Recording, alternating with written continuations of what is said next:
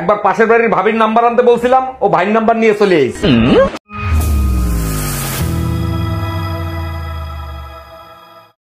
তুমি এত রোগা কেন? শরীরে মাংস কই? ফ্রিজে রেখে দিয়েছি যাতে নষ্ট না হয়। এই প্রচন্ড গরম করতেছে, 1 গ্লাস শরবত করে খাওয়াবা?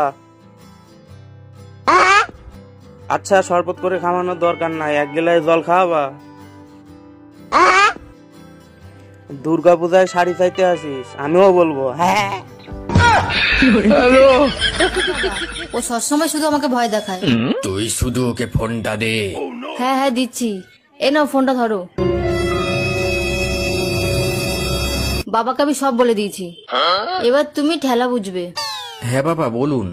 এই সব আমি কি শুনছি? তুমি নাকি সব সময় মেয়েকে ভয় দেখাও, এটা কি ঠিক? না না, আসলে বাবা।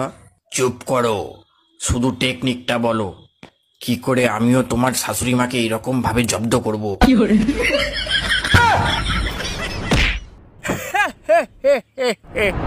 আর একটু জোর লাগা বাচ্চা, কিছু তো মজাই পাইনু না। মজা পালি না মানে?